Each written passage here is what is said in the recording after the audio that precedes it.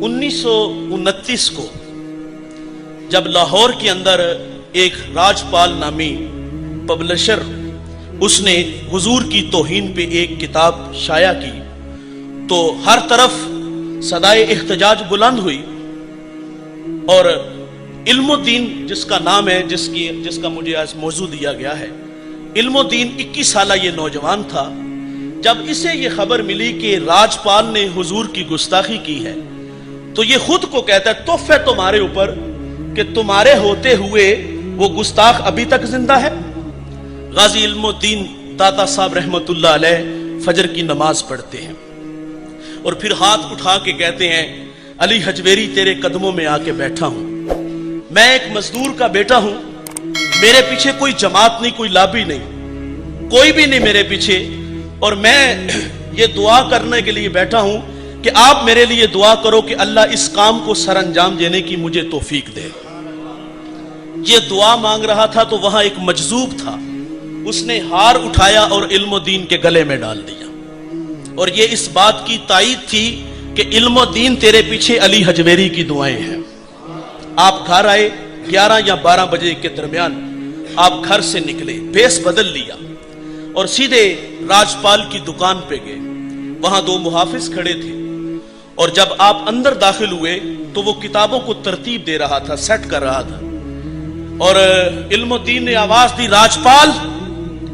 جب راجپال کو آواز دی تو اس نے پلٹ کے دیکھا اور کہا تو نے یہ کیسے سوچ لیا اور یہ تو نے کیسے جرت کی کہ تو میرے محبوب کی ناموس پہ حملہ کرے؟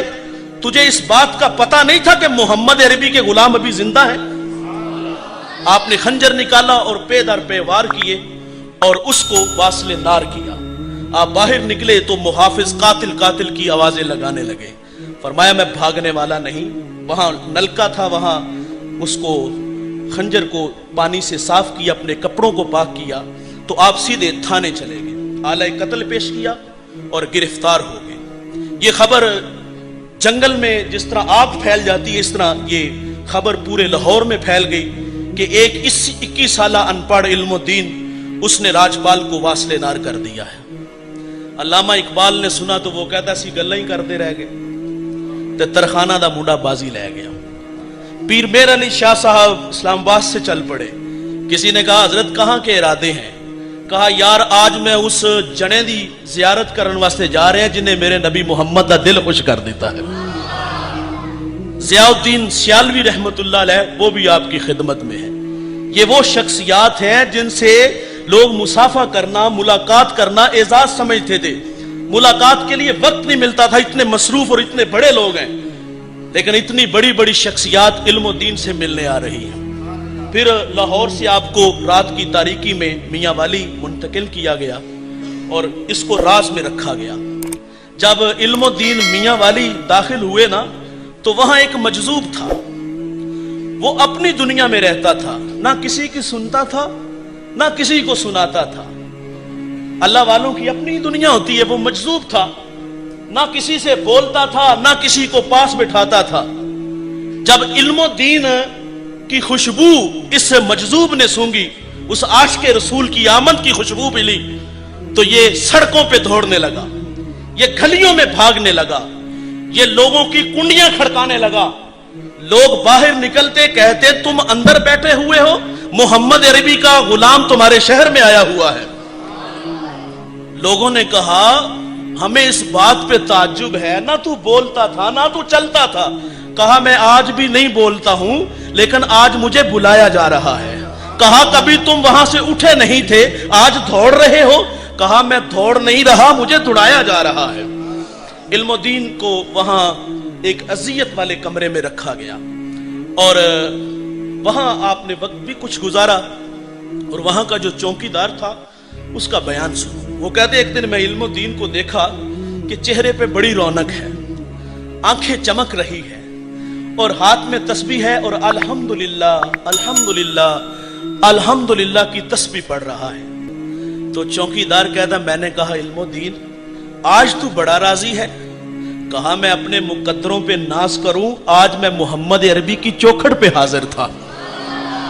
کہا مولا علی رضی اللہ تعالیٰ عنہ تشریف لائے اور مجھے حضور کی خدمت میں پیش کر دیا۔ میں سو جاؤں یا مصطفیٰ کہتے کہتے، کھلے آنکھ صلی اللہ کہتے کہتے۔ یہ مقدروں کی بات ہے جو اس کے نام پہ مر مٹتے ہیں، جو ان سے محبت کرتے ہیں، وہ محبت کا صلہ بھی دیتے ہیں۔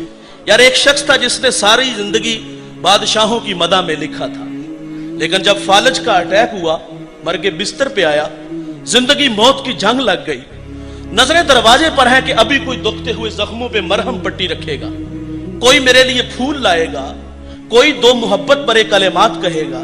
غم جانتے اس وقت تکلیف دیتا ہے جب کوئی غم گسار نہ ہو، جب غم بانٹنے والے ہوں تو غم غلط ہو جاتا ہے۔ جب کوئی بھی نہ آیا، بصیری کے دل کا آئینہ ٹوٹ گیا، کہتا ہے چھوڑ بصیری، یہ دنیا تو بے وفا ہے۔ ساری زندگی ان کی مدح میں لکھا، کچھ نہ ملا۔ کہا نہ قلم توڑوں گا نہ کرتاس پھاڑوں گا۔ کہا پہلے دنیا والوں کی مدح میں لکھا تو کچھ نہ ملا، آج میں اس کا نغمہ لکھوں گا جو امام الانبیاء ہے، جو آمنہ کا لال ہے۔ قلم لے کے کیا لکھتا ہے؟ مولا یصلی وسلم دائماً آبادا۔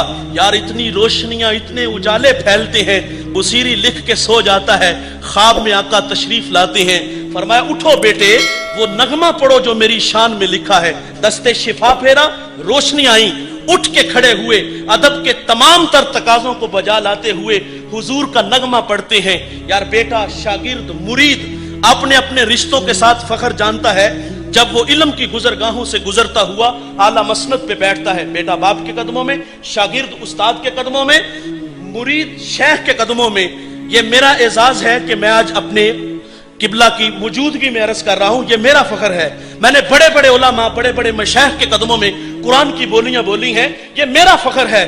لیکن میں کہتا ہوں یہ سارے فخر، یہ سارے شرف، یہ سارے اعزاز اپنی جگہ پہ۔ بصیری کو دیکھو کہاں کھڑے ہیں، جہاں حسان بن ثابت کھڑے ہو کے محمد کی نعتیں پڑھتے تھے، اور حضور نے فرمایا پڑھو نا۔ جب پڑھتے ہیں تو حضور جھومتے ہیں۔ جاتے ہوئے اپنی چادر عطا فرمائی، کہا یہ تیرا انعام ہے۔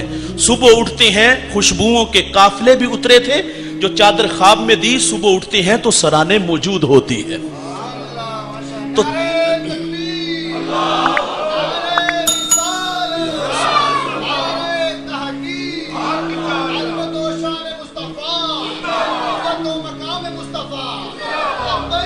یا رسول اللہ، یا رسول اللہ، یا رسول اللہ۔ علم الدین نے کہا کہ مولا علی آئے تھے اور مجھے حضور کی خدمت میں پیش کر دیا۔ حضور تخت نبوت پہ تشریف فرما تھے، وہاں اور بھی لوگ تھے۔ فرمایا علم الدین ابھی تو نے دنیا کی بہاریں نہیں دیکھی، تیری چھوٹی سی عمر ہے، مرضی تیری ہے، چاہے تو ہمارے پاس آ جاؤ، چاہے تو واپس پلٹ جاؤ۔ جس نے پھانسی کا حکم لکھا ہے نا، وہی رہائی کا حکم لکھے گا۔ تو علم الدین نے جب یہ بات کی نا، تو چوکیدار کہتا ہے علم الدین پھر تو نے زندگی مانگ لی؟ کیونکہ حضور نے فرمایا چاہے تو زندگی لے لو، چاہے تو آ جاؤ۔ تو اس چوکیدار نے کہا پھر زندگی لے لی، مانگ لی؟ تو آپ فرماتے تو بڑا بھولا آدمی ہے، میں نے اس وقت سودا کیا تھا جب میں نے حضور کو دیکھا نہیں تھا، ابھی تو جان لے کے آگے بڑھ گیا تھا، اب تو محمد عربی کو دیکھ لیا ہے، اب تو دیکھ آیا ہوں۔ پہلے ان ڈٹھا معاملہ تھا، نام پہ جان دینے کے لیے تیار تھا، اب تو محبوب کو دیکھ آیا ہوں۔ شہادت سے 4 دن پہلے حضرت غازی علم الدین شہید فرماتے ہیں میری خواب میں حضرت موسیٰ علیہ السلام تشریف لے آئے، اور میں نے عرض کی کہ بندہ نواز اس کال کوٹھری میں اتنی کرم نوازی؟ کہا علم الدین تیری بڑی شان ہے، میں حضور کی بارگاہ میں حاضر تھا اور میں نے وہاں تیرا تذکرہ سنا ہے، اور یہاں میں نے جب تیرا تذکرہ وہاں سنا تو میرا جی چاہا کہ میں تجھے دیکھ کے آؤں، تجھے مل کے آؤں۔ غازی علم الدین شہید رحمت اللہ علیہ نے وہ مقام پایا، وہ عزتیں انہیں نصیب ہوئی، اور غازی علم الدین سے ضیاء الدین سیالوی رحمت اللہ علیہ بھی ملاقات کے لیے آئے۔ اور جب انہوں نے ملاقات چاہی تو آپ فرماتے ہیں کہ میرے لائق کو حکم ہو تو بتاؤ. تو علم الدین کہتے ہیں حضور مجھے سورہ ملک کی تلاوت ہی سنا دو. ضیاء الدین سیالوی بڑے پکے حافظ تھے, چشتی خاندان ہے, اور چشتی خاندان میں یہ بطور وظیفہ اس کو پڑھا جاتا ہے. تو جب یہ بات کی تو آپ نے سورہ ملک پڑھنا شروع کی. پڑھتے ہیں تو بھول جاتے ہیں, شیبہ لگتا ہے, پھر پیچھے سے لگتے ہیں. تو آپ علم الدین جو ہیں ساتھ ساتھ لقمے دیتے ہیں. ملاقات کے بعد باہر آئے تو کسی نے کہا آفت جی آپ تو بڑے پکے حافظ تھے اور آپ بار بار بھول رہے تھے. آپ فرماتے ہیں میں بھول نہیں رہا تھا, مجھے بلایا جا رہا تھا. کہا کیا مطلب؟ کہا یہ بتانا مقصود تھا, علم الدین کا علم ظاہر کرنا مقصود تھا. تو غازی علم الدین شہید شہادت سے ایک دو دن پہلے جو ہے 30 اکتوبر اور 31 اکتوبر کو پھانسی دینے سے پہلے میاں والی کی سڑکوں پہ حضور نبی رحمت صلی اللہ علیہ وسلم کی میلاد کی محفلیں سج جاتی ہیں. اور آخری ملاقات آپ کے گھر والوں کی ہوئی تھی, اور اس ملاقات میں آپ نے اپنے گھر والوں سے کہا تھا کہ جو بھی مجھے ملنے آئے وہ روئے گا نہیں, کیونکہ یہ وقت اور یہ اعزاز کی بات ہے, کوئی شرمندگی والی بات نہیں ہے. تو فرمائے کوئی روئے گا نہیں. بہن بھابیاں بھائی آئے تو وہ آئے اور ملاقات کے چلے گئے. کسی کی آنکھوں میں آنسو نہیں تھے, لیکن جب ماں آئی تو ضبط کے سارے بندھن ٹوٹ گئے, ماں رونے لگی. تو علم الدین فرماتے اماں جان خاموش ہو جائیں, یہ تو شکر کرنے کا وقت ہے کہ اللہ نے آپ کے بیٹے کو یہ اعزاز بخشا ہے. کہا یہ رونے کا وقت نہیں. پھر ماں کو کہا ماں قیامت کے دن جب اللہ ان ماؤں کو بلائے گا جن کے بچوں نے حضور کی ناموس حضور کے دین کے لیے قربانیاں دی ہوں گی, تو میدان محشر میں بڑی بڑی جو ہے نا وہ عزت والی خواتین آئیں گی. سیدہ فاطمہ الزہرا بھی آئیں گی اور کہیں گی کہ مولا میرے بچوں نے دشت نینوا کو میدان کربلا بنایا تھا, میرے بچوں نے کربلا میں تیرے دین کی خاطر اپنی جانیں قربان کی تھی. وہاں وہ غازی علم الدین کہتے ہیں ماں وہاں حضرت زینب بھی ہوگی اور وہ اون و محمد کی بات کریں گی کہ میرے بچوں نے تیری راہ میں اپنی قربانی پیش کی. تو علم الدین کہتے ہیں ماں تو بھی قیامت کے دن رب کو کہنا کہ میں ایک ماڑی اور مسکین عورت ہوں اور محبوب اے اللہ تیرے محبوب کی عزت پر میرے بیٹے نے قربانی دی تھی. علم الدین کہتے ہیں ماں یہ اعزاز والی بات ہے یا رونے والی بات ہے؟ ماں کی آنکھوں میں آنسو تھے. جب علم الدین نے یہ بات کی تو لبوں پہ مسکراہٹ پھیل جاتی ہے. علم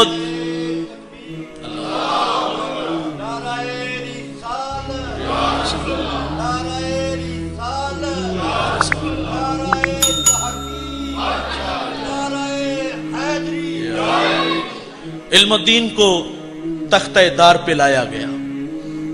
جلاد نے کہا کہ کوئی حسرت ہے, کوئی آرزو ہے؟ کہا آرزو اس دن ہی پوری ہو گئی تھی جب اس بدبخت کو واصل نار کیا تھا. تو کہا میں 2 نفل پڑھنا چاہتا ہوں. 2 نفل پڑھے. جلاد نے ہاتھ اور پاؤں رسیوں سے باندھ دیے. کہا یہ کیا کر رہے ہو؟ کہا علم الدین جب تختہ کھینچا جائے گا نا تو تڑپے گا, تو میں اس لیے باندھ رہا ہوں. فرمایا جسے تو تختے پہ چڑھائے وہ تڑپتا ہے, اور جو خوشی سے آئے جو مرضی سے آئے وہ نہیں تڑپتا. اس نے کہا علم الدین یہ باتیں ہیں, میں نے بڑے بڑے جوانوں کو بڑے بڑے پہلوانوں کو تختہ دار پہ لٹکایا تو انہیں پھڑکتا تڑپتا دیکھا ہے. کہا تو نے قاتلوں کو پھانسی دی, تو نے چوروں کو پھانسیاں دی, تو وہ تڑپے وہ کرلائے. کہا اس نے محمد عربی پہ اپنی جان قربان کی ہے, یہ نہیں تڑپے گا. غازی علم الدین شہید رحمت اللہ علیہ شہادت کا تاج جوڑا پہنتے ہیں اور اپنے اللہ کے حضور حاضر ہو جاتے ہیں. آپ کو لوارسوں کے قبرستان میں دفن کیا گیا, پھر باقاعدہ احتجاج ہوئے اور پھر علم الدین کو وہاں سے جو ہے وہ نکالا گیا. لوگ جو ہے وہ بیلچے لے کے آگے وہاں سے مٹی اٹھانے کے لیے. جب بیلچوں سے مٹی پیچھے کرنے لگے تو اقبال وہاں کھڑے تھے. کہا یہ عاشق رسول ہے, اس کی قبر کی مٹی کو بیلچوں سے نہیں اپنے ہاتھوں سے پیچھے کرو. تو پھر وہ ہاتھوں سے مٹی پیچھے کی گئی, وہ ایک کمبل میں لپیٹ کر کے رکھا گیا تھا. کہتے جب کمبل اٹھایا نا, کتنے دنوں کے بعد اس کو آپ کو وہاں سے نکالا گیا, تو جب کمبل کو اٹھایا گیا تو پورے میاں والی کے اندر اس کی خوشبو پھیل جاتی ہے۔